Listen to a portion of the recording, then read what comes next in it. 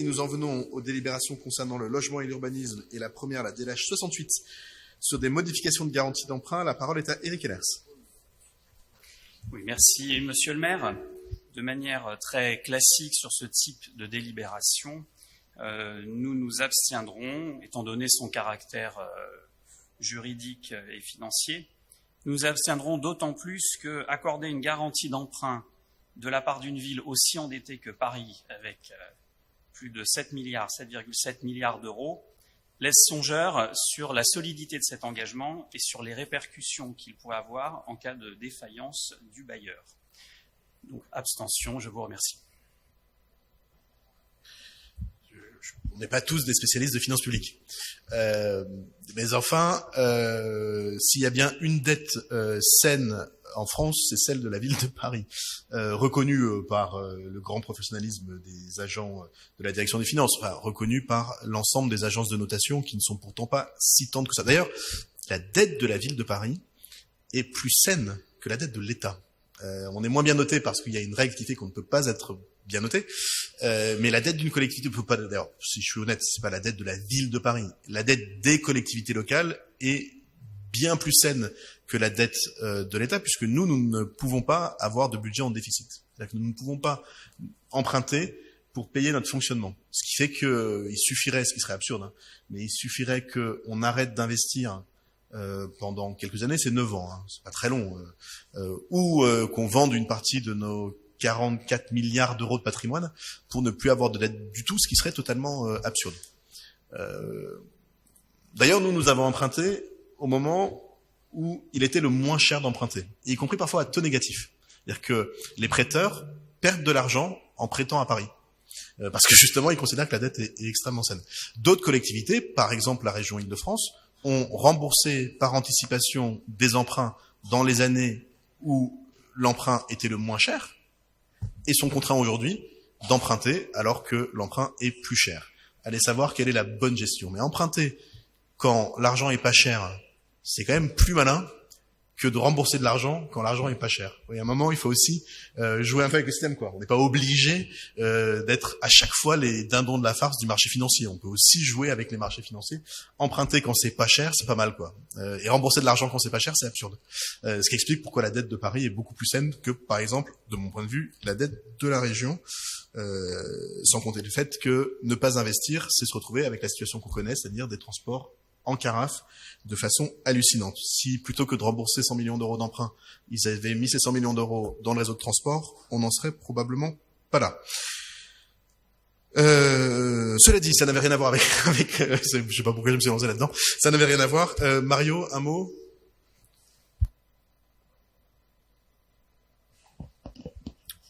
Vous avez tout dit. Émile. Et après Christian Noré.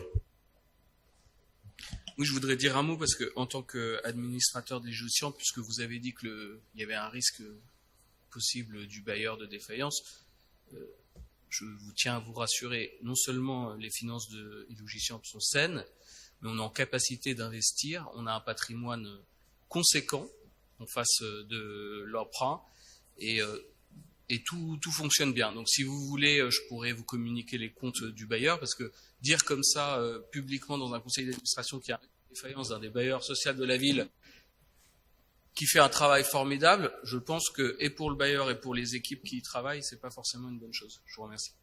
Christian Noré. Oui, monsieur le maire, si vous permettez, je vais faire une explication de vote pour toutes les délibérations. Comme ça, on va gagner du temps. Je m'abstiens sur la DLH 68 et sur la DLH 376. Au fur et à mesure, je vous dirai les délibérations contre lesquelles je vote, ce sont celles où il y a préemption et surtout celles, chapelle au charbon, où il y a construction d'immeubles, puisqu'on ne peut pas à la fois dire que l'on est contre la densification et voter de la densification. Bien entendu, je vais voter pour ce qui concerne la création de résidences d'étudiants et la rénovation des résidences étudiants et la rénovation de logements sociaux. Je voudrais quand même faire une petite incise à ce sujet. Avec Thierry Bournazel, on a été alerté par des locataires et nous y sommes allés.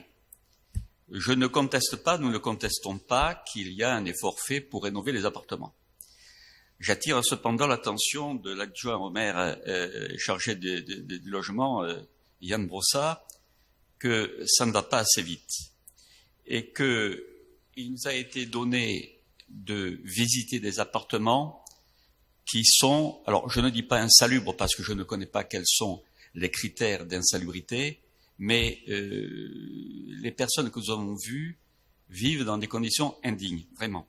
Donc, bien entendu, nous votons, je le répète, les délibérations sur la rénovation, mais je vous invite à accélérer votre action parce qu'il y a vraiment des logements qui nécessitent vraiment d'être totalement réhabilités. Et je dois dire que j'en ai visité où on ne comprend même pas qu'ils aient été loués à des personnes. Voilà. Je crois avoir été complet. Voilà. Et au fur et à mesure, je vous dirai si je m'abstiens, si je vote pour ou contre. Je vous remercie, Monsieur le maire. Très bien, on va faire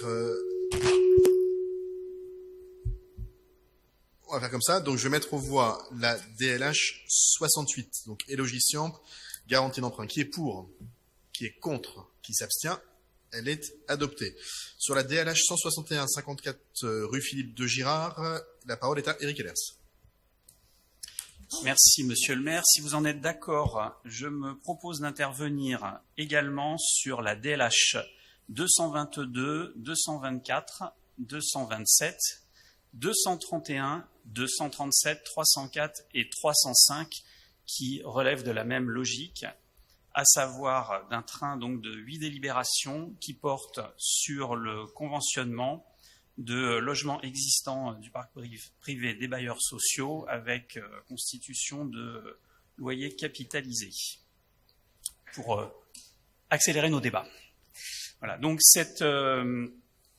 pourquoi 8 délibérations qui portent au total sur 34 816 000 euros de loyers capitalisés que la ville va percevoir? Eh bien parce que les meilleures choses ont une fin et que l'autorisation complaisante qui a été accordée d'abord par le gouvernement de François Hollande puis par ceux d'Emmanuel Macron va devenir caduque aux 12 coups de minuit de la Saint-Sylvestre de cette année. Donc il faut faire vite passer ces conventionnements pour pouvoir empocher ces près de 35 millions d'euros pour garnir les caisses d'une ville dont les finances sont aux abois.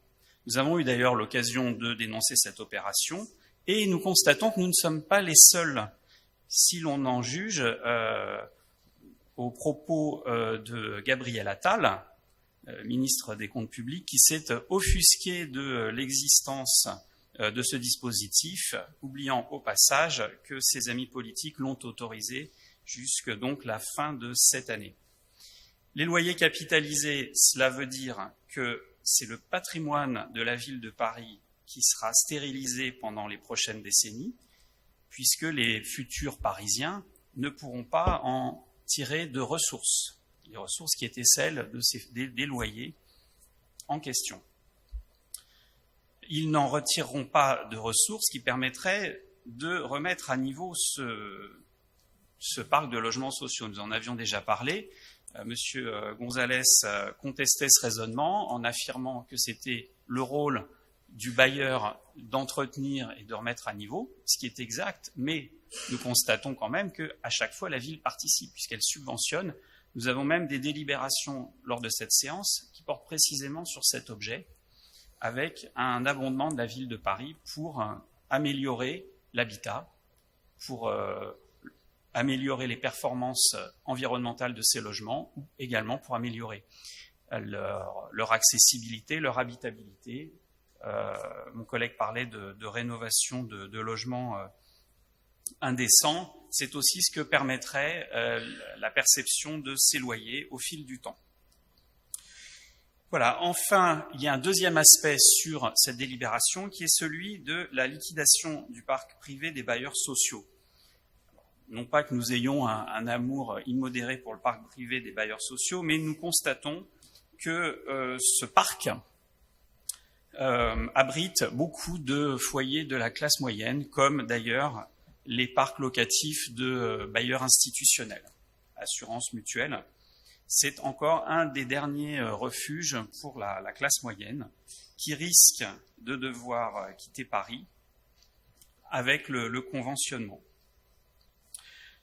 C'est pour toutes ces raisons, nous souhaiterions que donc une solution soit proposée pour les classes moyennes afin qu'elles restent à Paris, puisque ce sont elles, les études l'ont montré, qui ont le plus de difficultés à se loger. Un foyer de la classe moyenne a statistiquement moins de chances de pouvoir habiter à Paris que, évidemment, un foyer très aisé ou un foyer dans une condition beaucoup plus précaire, beaucoup moins favorable financièrement. Pour toutes ces raisons, nous voterons contre ces 8 délibérations. Je vous remercie. Merci. Yann Brossard. Oui, 2 choses sur ces délibérations. D'abord, vous l'avez dit, Monsieur Ehlers, avant de dire beaucoup de choses fausses, vous avez dit qu'il s'agit, au travers de ces délibérations, de conventionner des immeubles qui étaient ce qu'on appelle des loyers libres, propriété de nos bailleurs. De fait, je le dis, il est un peu absurde que les bailleurs sociaux aient des logements qui ne soient pas des logements sociaux. Le rôle d'un bailleur social, c'est d'avoir du logement social. Et il est vrai que lorsque la droite a dirigé cette ville, elle a demandé aux bailleurs sociaux de développer tout un parc de logements dans lesquels on avait tous les avantages du logement social et aucun des devoirs liés au logement social, notamment le fait de transmettre ses revenus. L'avantage du logement social, c'est que chaque année, on demande au locataire quels sont ses revenus, ce qui permet de savoir s'il a le droit d'y être ou pas, vous voyez. Ça a d'ailleurs engendré un certain nombre d'abus à l'époque, dont certains se souviennent peut-être. Donc nous, effectivement, ce que nous avons décidé de faire, c'est progressivement de conventionner ces logements qui nous appartiennent pour les transformer en de vrais logements sociaux avec les droits et les devoirs qui sont liés à ce qu'est un logement social. C'est la première chose. Et la deuxième, c'est que vous évoquez la question des loyers capitalisés. C'est vrai que quand on conventionne un immeuble, la ville de Paris touche du bailleur un loyer capitalisé. Et depuis quelques années maintenant, vous avez transformé les loyers capitalisés en une espèce de diable. Je vous rappelle juste une chose, c'est que les loyers capitalisés, ils se pratiquent à Paris depuis les années 70. Et je ne crois pas que la gauche dirige la ville de Paris depuis les années 70. Donc vous avez pratiqué les loyers capitalisés, et non seulement vous les pratiquiez, mais ils étaient affectés au budget de fonctionnement, comme n'importe quel loyer. Donc toute la polémique que vous avez lancée sur les loyers capitalisés depuis quelques mois maintenant, relayée maintenant par le gouvernement qui vous a piqué vos éléments de langage, ce qui est assez pathétique, tout ça repose en réalité sur du sable parce que vous faisiez exactement la même chose. Vous avez la mémoire courte, mais vous faisiez exactement la même chose. Donc vous pouvez continuer à répéter loyer capitalisé. D'ailleurs, l'écrasante majorité des Parisiens ne savent pas de quoi vous parlez. Mais la réalité, c'est que vous faisiez exactement la même chose. Exactement la même chose. Donc je ne vois pas bien ce que vous cherchez à travers ça. Et en tout cas, ce qui est sûr, c'est que cette pratique était totalement légale, puisqu'elle faisait l'objet d'une décision gouvernementale. Ce qui est d'ailleurs surprenant quand on entend un certain nombre de ministres polémiquer sur le sujet. Mais vous aussi, vous êtes mal placé pour le faire, puisque vous faisiez exactement la même chose. Mario Gonzalez. Merci, Monsieur le maire. Quelques observations complémentaires au propos de mon collègue Yann Brossard. D'abord, sur les loyers capitalisés, je m'arrêterai sur les financements de la ville que vous évoquez. Vous avez donc bien reconnu que c'était effectivement aux bailleurs sociaux d'entretenir leur patrimoine, mais que néanmoins, effectivement, la ville subventionnait certains travaux. Et vous l'avez vous-même dit, il s'agit de travaux très spécifiques. Vous avez parlé du plan climat, vous avez parlé d'accessibilité PMR, bref, vous avez parlé de toute une série de travaux que l'on pourrait qualifier d'amélioration. Et j'ai envie de dire, heureusement que la ville subventionne ces travaux d'amélioration, parce que ça fait partie, d'une certaine façon, d'une politique que l'on mène dans une ville, à savoir faire en sorte que son parc social soit toujours performant à tous les niveaux et soit parfaitement conforme à l'ensemble des réglementations qui s'adoptent au fur et à mesure.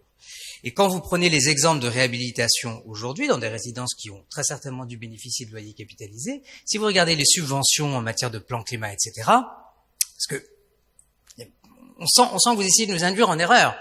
Ce sont des subventions. Quand vous regardez la part de la subvention de la ville par rapport à la part de l'investissement du bailleur social, vous comprendrez que votre raisonnement ne tient pas. Je vous donne un exemple très clair. Charles Hermite. Grande réhabilitation. Regardez la part de la ville, qui est importante, hein, importante. Elle est plus importante que l'ANA, donc que l'État.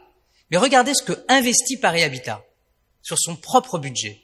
Et vous comprendrez que votre raisonnement ne tient pas. Il ne tenait pas sur les dépenses d'entretien, il ne tient pas sur les subventions de la ville, indépendamment de la question des loyers capitalisés.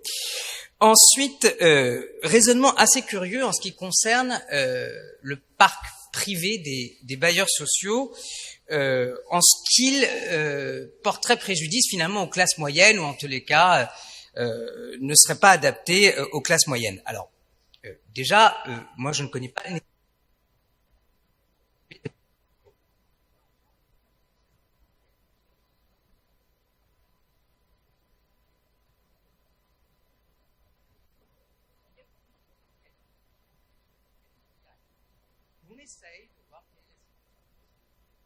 des locataires avant de procéder au reconventionnement. C'est un processus.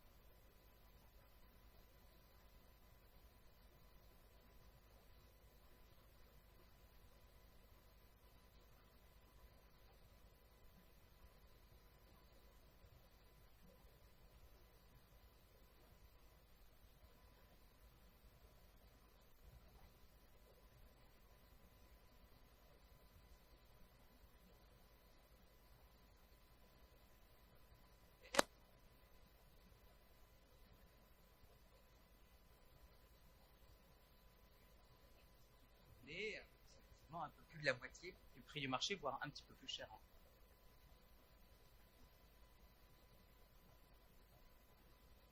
Comme l'a dit Yann Brossat, a intégré dans le parc des bailleurs sociaux, ce qui leur...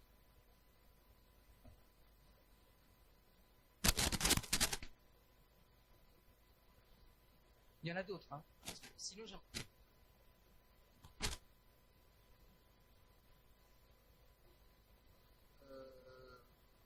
moi, je trouve que c'est un bon débat, le débat sur la politique du logement, parce qu'au fond, ça permet de démontrer, et c'est très bien comme ça, les différences de choix de politique publique, les différences de choix d'investissement de la gauche et des droites. Et finalement, je trouve ça très bien parce que ça permet de remettre un peu de clarté dans des débats qui souvent croulent sous des sujets un peu trop techniques. Et donc oui, nous ne partageons pas la politique de logement que mènerait la droite, qu'elle soit la droite LR ou la droite gouvernementale, si elle était en responsabilité à Paris. Et il y a beaucoup de politiques publiques où on le voit, il y a assez peu de politiques publiques où on le voit aussi bien que sur la question du logement, puisque nous n'avons pas les mêmes définitions, y compris de ce qu'est la classe moyenne. Et finalement, c'est très bien. Je pense que le débat politique a besoin de clarté comme ça. Il n'y a pas forcément besoin d'hystérie, notamment sur les questions budgétaires, mais j'ai l'impression que tout ça est en train de retomber tranquillement. Mais il a besoin de clarté, et moi je me réjouis que nous puissions aussi bien marquer la différence entre la gauche et les droites à Paris, et c'est très bien comme ça. Et donc, je vais mettre aux voix la DLH 68, qui est pour... 161, qui est pour, qui est contre, qui s'abstient, elle est adoptée. Même vote sur la DLH 222, même vote sur la DLH 224, même vote sur la DLH 227, même vote sur la DLH 231 et même vote sur la DLH 237. Ouais, mais on va les faire dans l'ordre. Et donc j'en viens à la DLH 243, secteur ordonnaire poissonnier, et la parole est à Éric Ehlers. Oui, merci, monsieur le maire. À ce sujet des classes moyennes, pour simplifier, c'est celles qui sont trop riches pour accéder au parc social et pas assez pour pouvoir se loger dans le parc privé. Par rapport à ce que disait monsieur Brossat, moi je n'étais pas aux affaires, loin s'en faut, sous l'époque où la droite était à la mairie de Paris, à la même situation que vous êtes maintenant. Ce que je constate seulement, c'est que la situation financière qu'elle a laissée a été qualifiée par l'audit qu'avait commandité Bertrand Delanoë quand il est arrivé, avec raison, cet audit a conclu à une situation financière exceptionnelle. Voilà. Donc le verre n'était pas dans le fruit et le fruit était plutôt bon quand quand vos amis ont pris la mairie de Paris.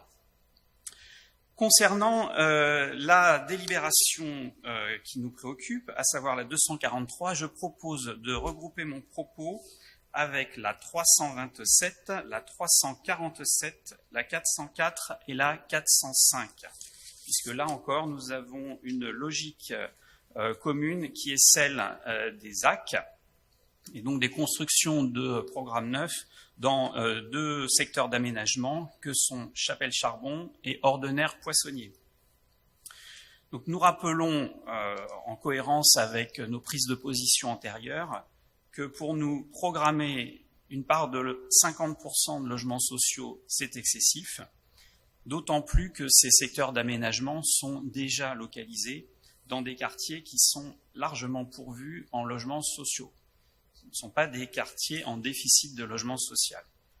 Nous souhaitons qu'il y ait une véritable mixité sociale, ce qui suppose un équilibre entre les différentes typologies de logements, du locatif et de l'accession, et 50% de logements sociaux, mais ça fait davantage si l'on parle de logements publics, comme selon l'expression qu'employait M. Brossat, ça fait beaucoup plus et ça laisse très peu pour la part d'accession. D'autre part, nous souhaitons que les personnes qui vivent dans des logements sociaux aient une perspective un jour d'accéder à la propriété. Et il nous semble indispensable de permettre qu'ils puissent construire leur parcours résidentiel à Paris.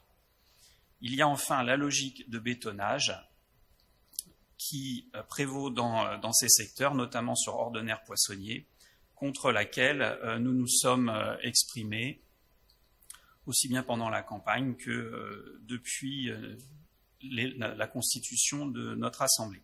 Pour toutes ces raisons, nous voterons contre ces 5 délibérations. Je vous remercie. Merci Yann Brossat. Oui, 3 choses rapidement. La première, sur la situation financière de la ville. Vous évoquez la situation financière dans laquelle était la ville de Paris en 2001. C'est vrai que la situation financière était bonne. C'est la situation des Parisiens qui ne l'était pas. Pour la simple et bonne raison qu'il n'y avait pas de service public à Paris. Donc évidemment, c'est extrêmement facile de ne pas être endetté quand on ne fait rien.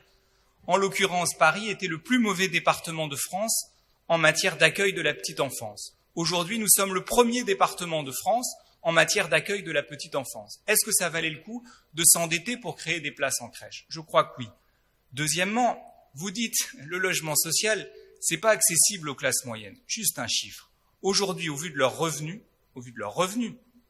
70% des Parisiens sont éligibles au logement social. Donc, ce que vous dites, c'est que la classe moyenne, c'est les 30% de Parisiens les plus riches. C'est ça, en gros, que vous dites. Parce que si vous dites les classes moyennes ne peuvent pas avoir accès au logement social, ça veut dire qu'elles sont au-dessus, par exemple, pour une famille avec 2 enfants, de 6 000 € par mois. Parce qu'aujourd'hui, en PLS, une famille avec 2 enfants, c'est un plafond de ressources de 6 000 € par mois. Donc vous voulez vous adresser aux Parisiens qui sont au-dessus. Je crois que nous assumons effectivement de nous adresser à la grande masse des Parisiens et notamment à ces 70% de Parisiens qui sont éligibles au logement social. Et troisièmement, vous dites on construit trop, mais vous votez aussi contre les délibérations qui visent à transformer du bâti existant.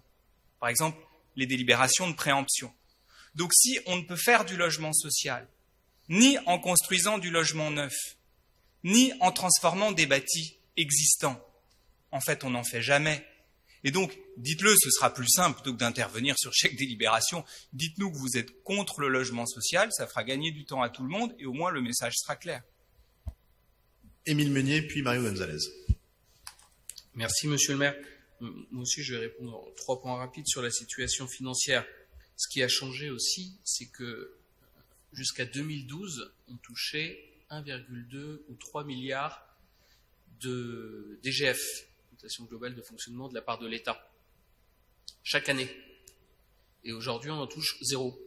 Donc il y a un manque de plus d'1 milliard d'euros par an. Donc forcément, on ne peut pas faire exactement les mêmes politiques. D'où ce nouveau budget avec notamment la hausse de la taxe foncière. Et nous, on s'en réjouit parce qu'on pense que c'est une question aussi de justice, de pouvoir faire participer tout le monde à l'effort d'investissement pour les services publics de la ville de Paris. Le deuxième point, c'est que vous dénoncez dans cette délibération la question du manque de mixité sociale, mais c'est tout l'inverse. J'en ai pris 3 là au hasard. Si on additionne les PLS, Mario Gonzalez vous a fait la démonstration, on est sur du logement pour classe moyenne. Qu'on rajoute les logements intermédiaires, on est pile sur du logement pour la classe moyenne. Et que en plus, on rajoute les 50% de logements privés, en réalité, vous l'avez votre mixité. Moi, j'ajoute que pour les écologistes, on pense qu'il devrait y avoir beaucoup plus de logements publics dans les AC et moins de logements privés, parce que vous le savez, à chaque fois qu'on fait du logement privé, ça va alimenter à Paris la spéculation. Enfin, je trouve que c'est des très belles délibérations, puisque à la fois dans le cas d'Ordonnaire Poissonnier et dans le cas de Chapelle-Charbon, on crée du logement face à un grand parc. Et c'est quand même, on peut être fier dans cette ville de se dire qu'on loge les gens de toutes classes, pauvres, mais aussi intermédiaires, et des personnes qui sont en capacité de s'acheter un logement, face à un grand parc, face à des équipements publics. Il y aura un conservatoire, un cinéma à Chapelle, à Ordonnaire Poissonnier. Donc il faut s'en réjouir et vous devriez vous en réjouir avec nous. Je vous remercie. Merci. Mario. Mon collègue Ambrossa a raison, et je l'ai déjà dit. Effectivement, on irait plus vite si vous nous disiez tout simplement que vous êtes contre le logement social. Mais dites-le aussi en public, ça irait plus vite. Alors, vous avez un raisonnement assez curieux qui consiste à dire que finalement, le logement social, ou en tous les cas du logement social construit à hauteur de 50%, ça n'équivaut pas de la mixité sociale. Ce qui veut donc dire que c'est pas faute de vouloir de le démontrer et de vous donner des éléments, comme vient de le rappeler mon collègue Yann Brossard. C'est que vous considérez que donc logement social, ce n'est pas possible, ce n'est pas compatible avec la mixité. Ce n'est pas comprendre, ce n'est pas connaître comment fonctionne la construction de logement social à Paris. Et on vous l'a rappelé. Vous avez 3 typologies de logements qui s'adressent à 3 populations. Payer un loyer à 6 euros ou 4 euros du mètre carré, c'est pas la même chose que de payer un loyer à 18 euros, 20 euros du mètre carré. Et ça n'implique pas les mêmes revenus. Eh bien, pourtant, dans chaque immeuble que nous construisons, la règle, sauf exception, c'est 30, 40, 30. 30% pour des logements très sociaux, 40% pour des logements sociaux, et 30% pour des logements, on va dire, intermédiaires, les fameux PLS. Plus à cela, comme l'a rappelé mon collègue Émile, les logements intermédiaires. Et je rajouterai à cela, puisque vous parlez une logique de parcours résidentiel de nos locataires, l'introduction des BRS. Puisque vous savez que dans le projet Chapelle-Charbon est prévu du BRS. Et ce BRS, justement, il s'adresse à tous les Parisiens. Et d'ailleurs, les critères d'accession au BRS sont exactement les mêmes que ceux du logement social, c'est-à-dire que 70% des Parisiens peuvent y postuler. Et il vise notamment aussi les locataires du quartier, qui souhaiteraient éventuellement, pourquoi pas, sortir du parc social et rentrer dans du BRS. Ça ne leur est absolument pas fermé. Donc le parcours résidentiel, il peut aussi se faire à ce niveau-là. Donc définitivement, ce raisonnement qui consiste à rendre incompatible logement social et mixité sociale me semble pour le moins curieux. Et alors sur la logique du bétonnage. Alors vous avez parlé du bétonnage, je présume que vous faites référence à Jardin des Mécanos. Alors là aussi, je vous invite à relire les différentes brochures, les différents débats, etc., puisque, comme vous le savez, ce projet a fait une très grande évolution avec désormais 1,3 hectares de parc. On est loin des 5000 mètres carrés, par exemple, qu'on avait prévu pour Chapelle Internationale. On voit qu'il y a une évolution quand même dans la façon de concevoir l'urbanisme, donc c'est très bien. On s'en félicite tous. Parfait. Sur Chapelle-Charbon, vous parlez de bétonnage. Alors écoutez, sur Chapelle-Charbon, mais comme sur d'ailleurs Jardin des Mécanos, dans ces 2 projets, s'il y a quelque chose qui les caractérise, c'est que justement ce sont 2 projets qui, en termes de construction, sont extrêmement innovants. Tellement innovants qu'il a fallu que pour PMA, il y ait des études qui soient faites en amont, que des bureaux d'études spécialisés soient missionnés en amont, pour présenter aux architectes qui candidateraient au jury, nous allons vous faire la démonstration qu'il est possible de construire un bâtiment qui soit extrêmement performant, qui aille au-delà de la réglementation RE 2020. Je sais que vous êtes férus des réglementations. On irait au-delà de RE 2020 et qui en plus répondrait à tous les critères de confort que l'on vise dans le logement social. Et on y parvient. Et vous savez comment on y parvient? Eh bien, avec très peu de béton. Donc, quand vous dites bétonnage, je vous invite très sincèrement sur ces deux axes à revoir votre terminologie, parce que si c'est tout sauf du bétonnage, quand on construit avec des structures bois, quand on construit avec des matériaux biosourcés, ce n'est pas du bétonnage que l'on fait, c'est les bâtiments de demain pour un nouveau confort et pour de nouveaux habitants. Et je finirai d'ailleurs avec un dernier point, effectivement, deux derniers points que m'a rappelé ma collègue. Non seulement on ne fait pas du bétonnage, mais en plus, sur ces deux axes, je tiens à signaler qu'il y a des études santé qui sont faites en amont et qui englobent absolument tout. La santé aussi bien au niveau de la construction et du type de construction que de l'environnement général du quartier une fois bâti. Et je finirai, parce que je crois qu'on a fini avec les délibérations sur DLH, en vous disant que finalement, ces délibérations, eh bien, elles résument notre politique et on en est fiers. C'est-à-dire, nous, notre objectif, c'est 40% de logements sociaux. Et ça, c'est une très belle illustration. Au total, ce sont 856 logements qui vont intégrer le parc social. Sur ces 856 logements, ce sont plus de 350 logements créés, neufs, pour des habitants. C'est la mixité sociale, avec 42% de plus, 18% de PLAI, logement très social, et le reste en PLS.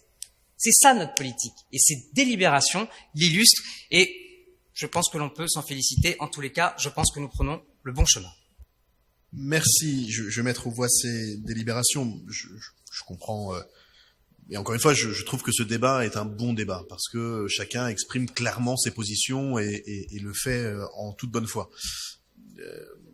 Sauf qu'effectivement, on peut pas être pour quelque chose en théorie et contre en pratique à chaque fois. Il y a un moment, il faut que la théorie et la pratique se rejoignent, mais ça peut arriver à tout le monde d'être dans ces différences-là. Il y a un élément que je suggère aux élus qu'ils l'évitent.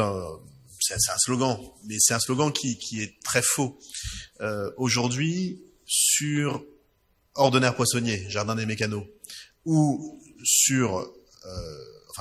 ou il y a quelques années sur Chapelle Charbon, c'était là que c'était 100% bétonné. Il n'y avait pas un demi-centimètre carré d'espace vert à Chapelle Charbon ou à Ordonnaire Poissonnier. Et c'est nous qui enlevons le bitume qui a été mis par la SNCF pour des bonnes raisons. Hein. Il y avait la nécessité de faire passer les trains, il y avait la nécessité de construire des bâtiments pour les entretenir. Ils nous ont ouvert des espaces 100% bétonnés. Et ce que nous avons fait, au contraire, c'est de remplacer du béton pour une très grande part, des espaces verts, et pour une autre part, conséquente aussi, une programmation utile pour la vie du quartier et pour permettre aux gens d'habiter. Et donc je pense que voilà, le terme est impropre puisque au contraire, ces projets nous conduisent à débitumer énormément de mètres carrés, mais effectivement à construire aussi, et l'un va avec l'autre. Et il y a un petit peu un paradoxe à constater que notre ville comporte trop d'îlots de chaleur et à rejeter les projets qui permettent de les combattre. Au fond, c'est si on a une vision conservatrice de l'urbanisme parisien qu'on ne s'adaptera pas au changement climatique. Pour s'adapter au changement climatique, il faut s'adapter, c'est-à-dire qu'il faut changer, il faut transformer. Et c'est ce qu'on fait. Le statu quo, l'absence d'évolution, c'est antithétique avec l'adaptation de la ville au changement climatique. Et donc je pense que nous avons raison de mener cette politique et je pense que vous avez tout à fait raison d'être dans l'opposition aussi, puisque ça permet à chacun de savoir où sont les uns et les autres. Et puis finalement, les électeurs jugent et tranchent comme ils l'ont fait il n'y a pas si longtemps et comme ils le feront dans 4 ans. Alors, sur la DLH 243, qui est pour, qui est contre, qui s'abstient, elle est adoptée. La DLH 280 n'a pas fait l'objet d'inscription, elle est adoptée. Et la DLH 296 concerne la réhabilitation de la crèche de la rue Macorlan. La parole est à Rudolf Granier. La DLH 296, monsieur le maire. C'est ça. Oui, je m'interrogeais en toute bonne foi sur le projet qui est proposé, puisque initialement la crèche présente en rez-de-chaussée en premier étage va monter en R+4, 5, 6 si ma mémoire est bonne. Bref, on va mettre une crèche en hauteur avec une résidence étudiante en remplacement de l'existant. le quartier ne présente absolument aucun intérêt sur le plan de l'architecture et de l'urbanisme, il est même plutôt à l'image de ce que vous savez faire, c'est-à-dire quelque chose d'assez disgracieux. Donc finalement, si on remonte de 4 étages, attendez, 1, 2, 3, 4, 5, 6, oui c'est ça, si on remonte de 4 étages, ça va pas paraître plus disgracieux que ça l'est déjà. Au contraire, ça peut même donner une harmonie soviétique qu'ici à plusieurs membres de cette assemblée. Ma question était plutôt pour savoir d'où est-ce qu'on faisait est-ce qu'il était convenu qu'une crèche en hauteur soit, j'imagine que ça se fait, mais enfin, est-ce qu'il n'est pas plus judicieux de la laisser en étage inférieur, tout simplement. Je pense que, enfin, en hauteur, ça me paraissait plutôt désaxé par rapport à l'existant. Merci. Merci. Je voudrais rappeler pour la clarté du débat que la ZAC de l'Évangile, c'est la patte de Jacques Chirac sur le 18e. Jacques Chirac a fait 2 choses dans le 18e. Il a fait la ZAC de l'Évangile et il a fait la rue de la Goutte d'Or. Nous avons fait la rue Mira et nous faisons maintenant, par exemple, Chapelle-Inter ou Chapelle-Charbon. Donc il y a une différence de vision de la ville. J'ajoute que si en 1995, les habitants du 18e n'avaient pas fait confiance à Daniel Vaillant, mais à l'équipe sortante, et donc celle dirigée à Paris par Jacques Tibéry, vous auriez eu, à la place des Jardins d'Éole, que du logement. Et d'ailleurs que du logement social. Vous auriez eu, rue d'Aubervilliers, la même chose, côté Éole, que en face. J'ajoute d'ailleurs que si en 95 nous n'avions pas nous, moi j'y étais pas, mais notre majorité n'avait pas gagné, il était prévu à la place de l'équipement public et du jardin Rosa Luxembourg une ZAC avec que du logement et quasiment que du logement social, puisque à l'époque il était considéré que bourré de logements dans le 18e sociaux, dans le 18e et dans le 19e, c'était l'avenir. Et je veux rappeler la mobilisation extrêmement forte des habitants et de l'équipe municipale de 95 qui, bien qu'élus, ont dû batailler dans le 18e pour empêcher la réalisation de la bétonisation, puisque là pour le coup c'était complètement le mot, d'Éole. Et au fond, si les Parisiens avaient fait le choix du conservatisme, ils n'auraient pas eu de parc et ils auraient eu beaucoup de logements. Et d'ailleurs, Pajol, c'est je crois la seule ZAC parisienne qui était construite uniquement avec des équipements publics et quasiment pas, à part 2-3 petits plots, mais quasiment pas de logement. Et par contre, on y a fait du bureau parce que on considérait que c'était utile de faire venir de l'emploi à cet endroit-là. Et c'est ça la différence de vision entre ces quartiers. Et donc effectivement, la crèche Macorlan est formidable et je le dis d'autant plus que j'y ai eu mes enfants, donc je l'ai fréquentée de très près. Elle a vraiment besoin d'être remise à jour. Il existe bien sûr des modèles de crèches en étage. Elles ont un inconvénient, c'est d'être en étage, ce qui fait que ça exige notamment des capacités en ascenseur extrêmement fortes.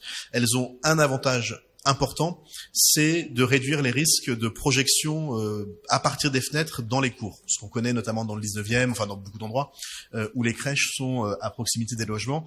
Et c'est une crèche où il n'y a pas encore eu de problème, mais on n'est jamais à l'abri de quelqu'un qui balance un truc à partir d'une fenêtre. Donc il y a avantage-inconvénient, comme dans beaucoup de projets. Et là, on a considéré que, puisque on avait l'opportunité d'améliorer la crèche et de faire un peu de logement, il valait mieux la mettre en étage. C'est vrai que c'est une question qu'on s'est tous posée, la direction de la DFPE, la DLH, tout le monde, et finalement on s'est dit que avantage inconvénient, que le risque était plus fort en la maintenant en rez-de-chaussée, d'où ce choix, mais je reconnais qu'il a interrogé. Ça a été une discussion qu'on a longuement eue avec Jacques Baudrier et Patrick Bloch, parce que, y compris au sein de la ville, il y avait des visions un peu divergentes. Et donc, je vais mettre aux voix la DLH 298, qui est pour unanimité, elle est adoptée. Et qui est contre? Elle est adoptée quand même. La DLH 302, 44 avenue de Clichy, la parole est à Eric Ellers. Oui. Juste pour préciser, le maire précédent du 18e arrondissement était UDF et ensuite libéral. Il n'était pas de la famille politique de Jacques Chirac. Donc la confrontation que vous faites à chaque fois, ayez un peu le sens de la nuance pour la droite. Mais je pourrais vous en dire long. Libéral.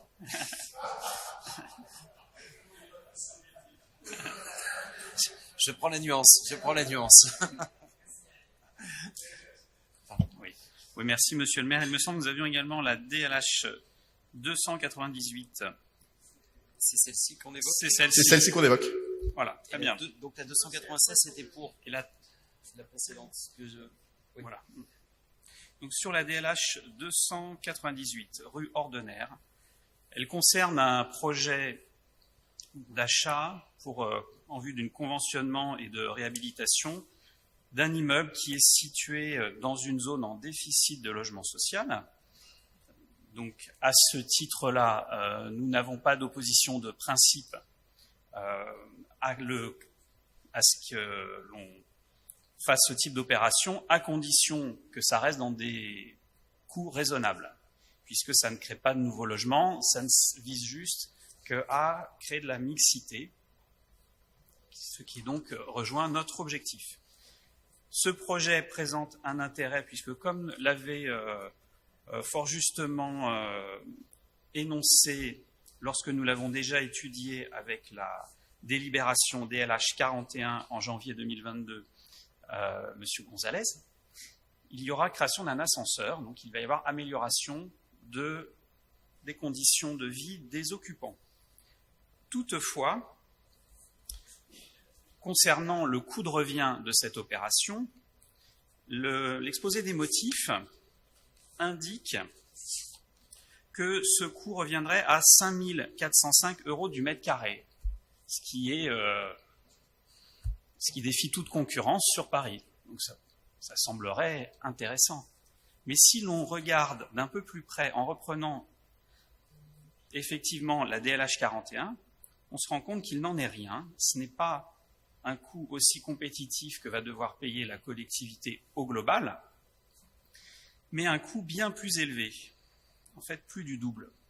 Pourquoi ? Parce que la ville a acheté 8 500 000 €. Si l'on y ajoute les travaux, on aboutit à un total de 10 700 000 €, ce qui revient à un coût du mètre carré qui approche les 11 000 €.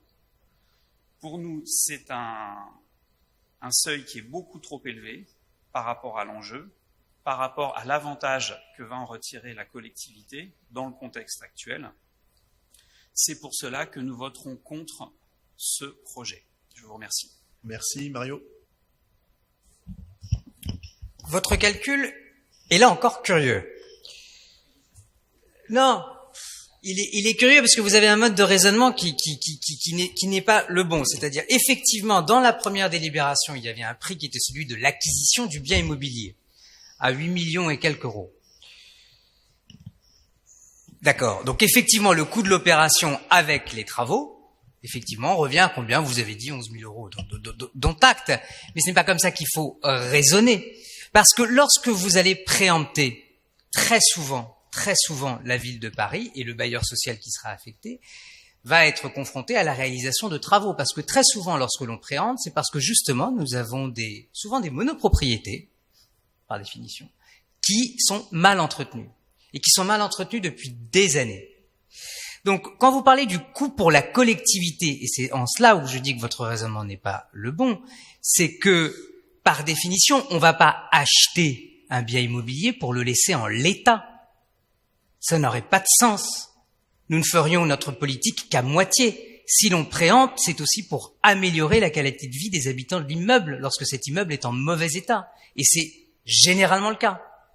Et lorsque vous regardez le projet du 203 Ordener, c'est un immeuble haussmannien classique dans lequel on va faire des travaux d'isolation, dans lequel on va installer un ascenseur, parce que c'est ça aussi notre politique.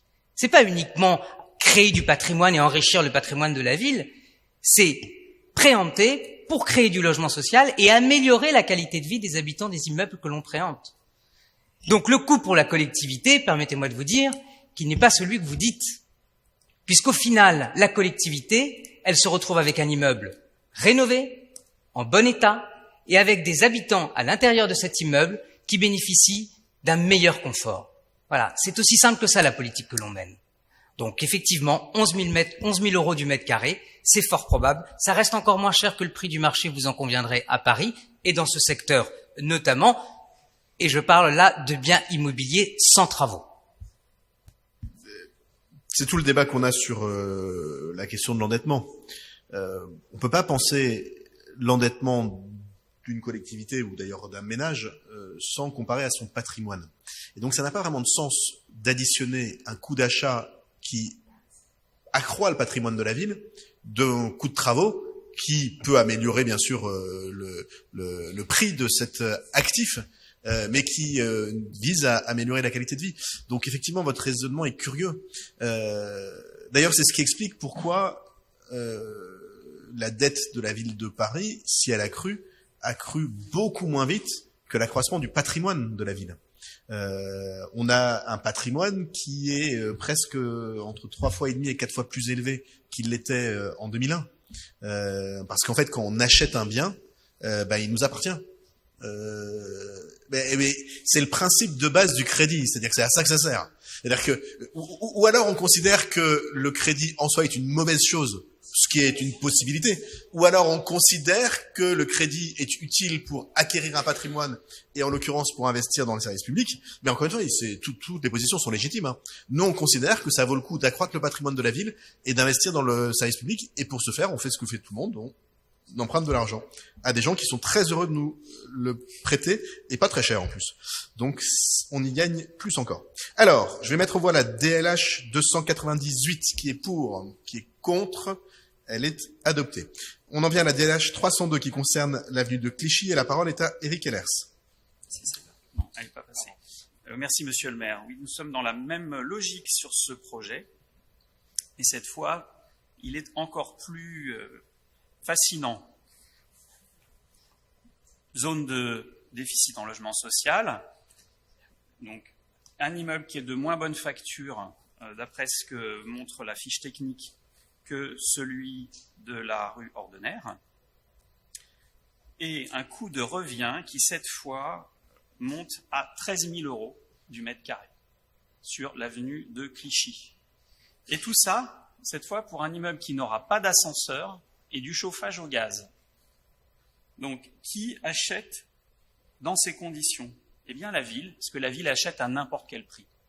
Nous avons l'impression que dès qu'une monopropriété est mise sur le marché, il n'y a plus de limite. Donc c'est une fuite en avant. Et pour reprendre l'expression qui est parue récemment dans la presse, ça donne l'impression que la ville, à ce niveau-là, est un canard sans tête et elle part dans le décor sur ses achats d'immeubles pour les conventionner et les rénover dans des conditions financières extravagantes. Je vous remercie, donc nous voterons contre. Yann Brossard. Oui, en fait, c'est très utile que vous vous inscriviez sur plusieurs délibérations parce que ça permet bien de voir toutes les contradictions qu'il y a entre les arguments que vous utilisez d'une délibération à l'autre. Quand on fait du logement social dans des quartiers où il y en a déjà pas mal, vous dites « Ah ben non, il ne faut pas en faire là, il y en a déjà beaucoup ». Et quand on fait du logement social là où il n'y en a pas, comme avenue de Clichy, vous dites c'est trop cher. Ben forcément, le foncier est plus cher avenue de Clichy que Porte de la Chapelle. C'est une réalité. Mais donc, de toute façon, vous retombez toujours sur vos pattes, c'est toujours contre. Quel que soit le lieu, quelle que soit la filière de production de logements sociaux. C'est assez extraordinaire. Et puis par ailleurs, vous oubliez une chose. C'est dommage parce que vous aviez parlé tout à l'heure des loyers capitalisés, mais pourtant, ça vous apporterait une réponse. Vous dites, ça coûte 13 000 € du mètre carré à la ville. Non, parce que il y a évidemment le coût du foncier, c'est une dépense, il y a le coût des travaux, c'est une dépense, mais il y a une recette, c'est le loyer capitalisé, qu'on retranche du coût de revient pour la ville. Donc au final, si vous avez par exemple un loyer capitalisé qui représente 5 000 € du mètre, c'est pas 13 000 € du mètre qu'on a payé, c'est 8 000 € du mètre. D'où l'intérêt des loyers capitalisés. Mais je suis très heureux d'en avoir fait la démonstration à cette occasion. Mario. Je vais vous raconter une histoire. Comment fonctionnent les DIA à la ville de Paris? Parce que vous avez parlé d'un canard sans tête et je trouve ça pas très sympa vis-à-vis de tous ces fonctionnaires de la direction de l'urbanisme qui justement sur chaque vente et sur chaque DIA analysent dans le détail la faisabilité parce que voyez-vous, nous travaillons de manière sérieuse et nous ne sommes pas un canard sans tête. Lorsque l'on reçoit une DIA et d'un immeuble en monopropriété, Et bon, on regarde l'adresse. On se dit, est-ce qu'on est en déficit ou pas? Est-ce que c'est intéressant ou pas? Si jamais on dit, nous, mairie d'arrondissement, cet immeuble nous intéresse, par exemple le 44 avenue de Clichy, qu'est-ce que va faire la direction de l'urbanisme? Elle va faire une étude en fonction de la configuration du bâtiment, de son état. Elle va éventuellement se déplacer. Puis on va analyser le prix. Et puis parfois, ce sera oui, et parfois, ce sera non. Et moi, il m'est arrivé de dire, j'aimerais bien préempter cet immeuble, et que la ville me dise, on ne va pas pouvoir. Parce que l'immeuble est à 10 000 € du mètre carré. Parce que l'immeuble, d'un point de vue état, est en trop mauvais état, on ne va pas y arriver, ou la configuration ne permet pas de le transformer en logement social, ou autre. Il y a plein de raisons pour lesquelles, parfois, on m'oppose l'impossibilité pour la ville de aliéner et de préempter, pardon. Donc, lorsque vous laissez entendre que dès qu'il y aurait une monopropriété qui se vend, la ville achèterait de manière totalement irrationnelle, est un propos fallacieux, est un propos vraiment, vraiment très insultant par rapport, encore une fois, à tout ce travail, je tiens à le saluer, qui est mené par les services de la ville, à la demande des élus, pour apprécier l'opportunité ou pas de préemption. Merci pour ces éléments, parce que c'est vrai que dans ces débats budgétaires ou sur le logement, on se laisse emporter parfois, c'est la vie politique.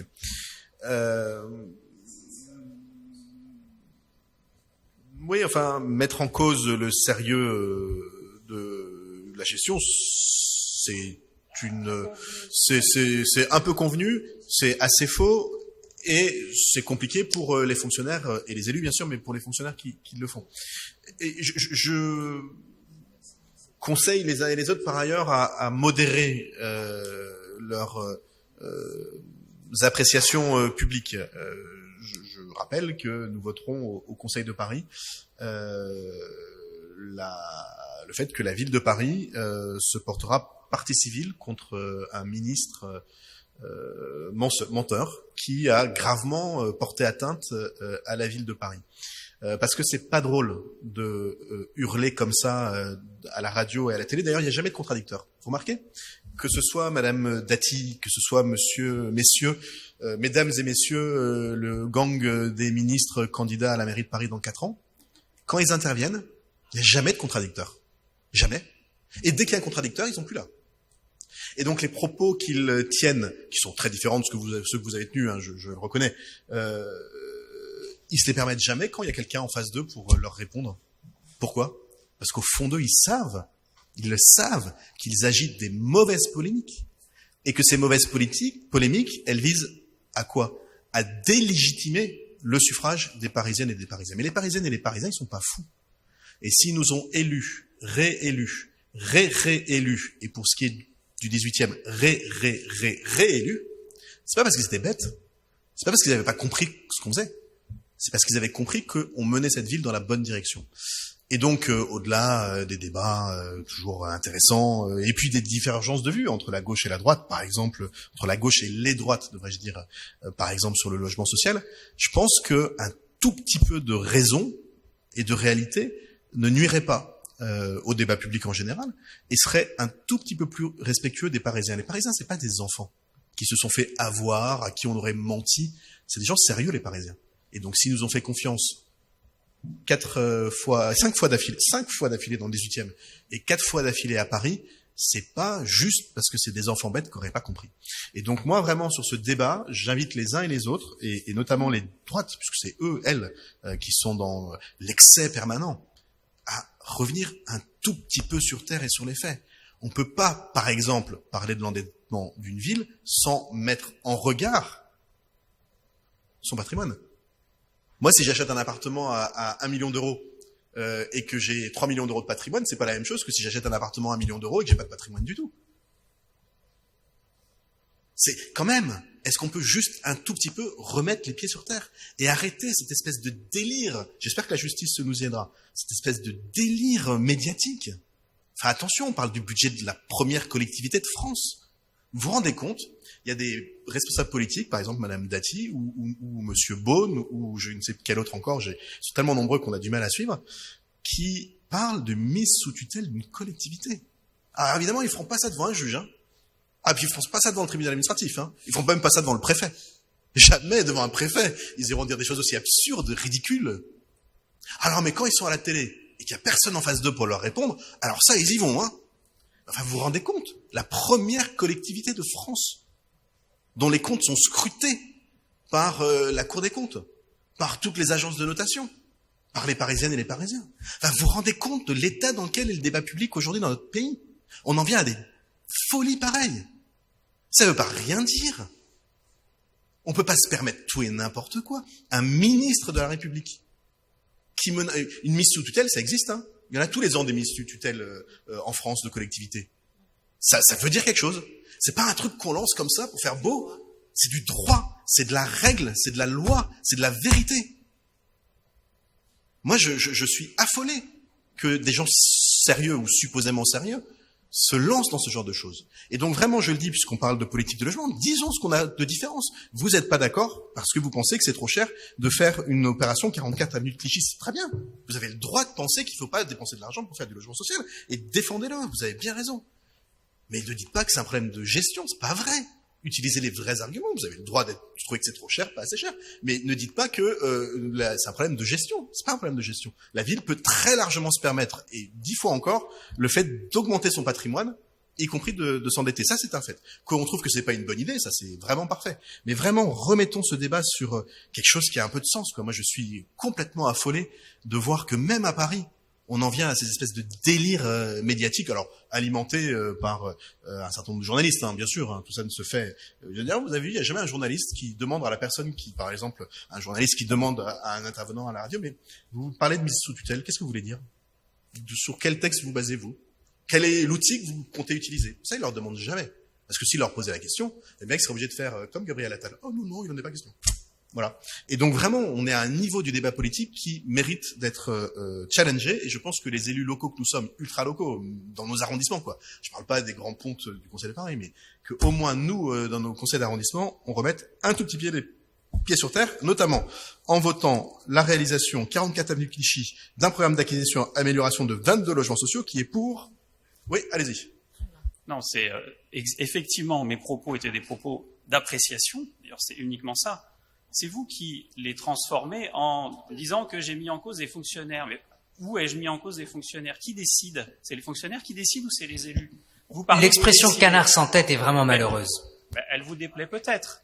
Mais en attendant, quand on voit que ça se fait... Alors, c'est pire, parce que ça veut dire que c'est vraiment sciemment que vous aboutissez à un niveau de prix de 13 000 € du mètre carré. Et quel est le prix du marché sur le secteur pour un immeuble en crépi sans ascenseur chauffé au gaz?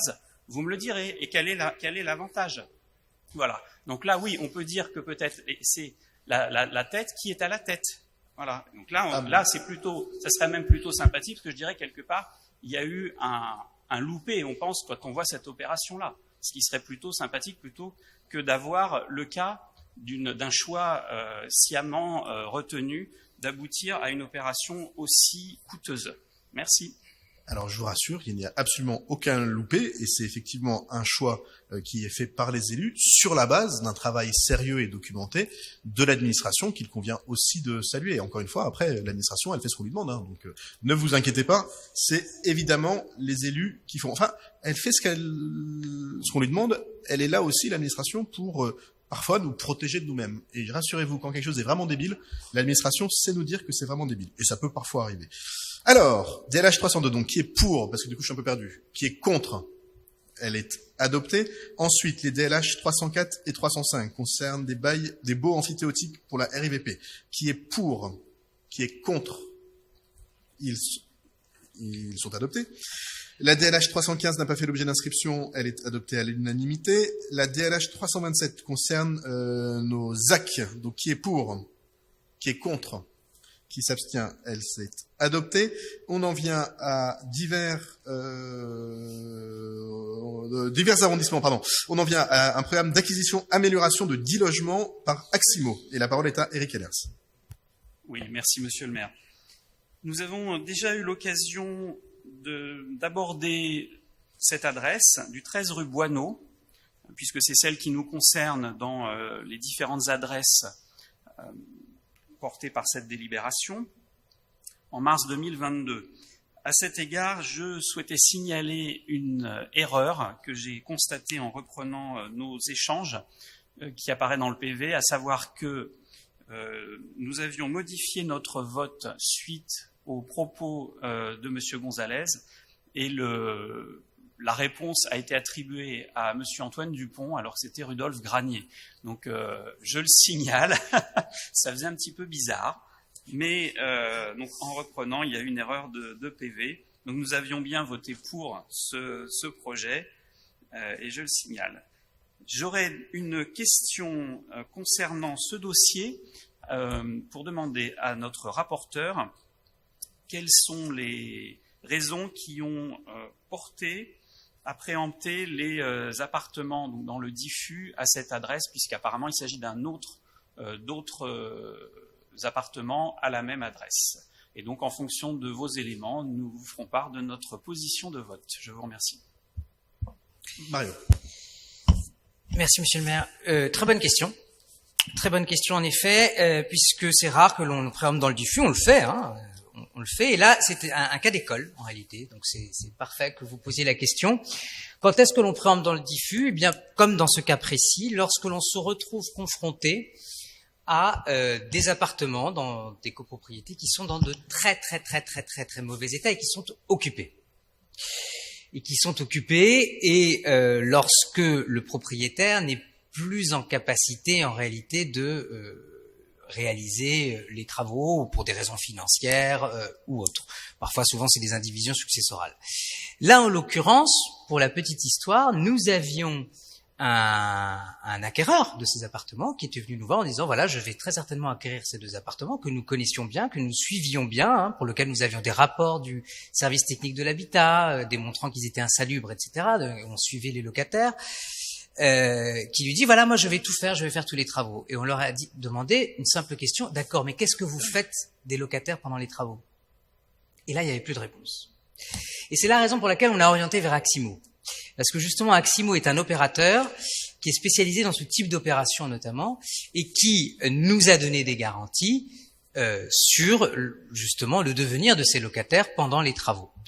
Donc c'est la raison pour laquelle effectivement on a préempté, on a réorienté vers Aximo qui a un vrai savoir-faire sur ces préemptions très particulières dans le diffus causées par des questions d'insalubrité essentiellement. Merci beaucoup. Je vais donc mettre aux voix la DLH 342 qui est pour unanimité. Je vous en remercie. 347, donc c'est à nouveau une délibération concernant la ZAC Chapelle-Charbon, donc qui est pour, contre, elle est adoptée. DLH 359 et 369 n'ont pas fait l'objet d'inscription, elles sont adoptées à l'unanimité.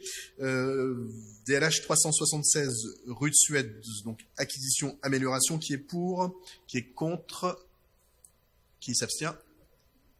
Pour. Alors attendez, on recommence. Qui est pour? Qui est contre? Qui s'abstient? Ah pardon, allez-y.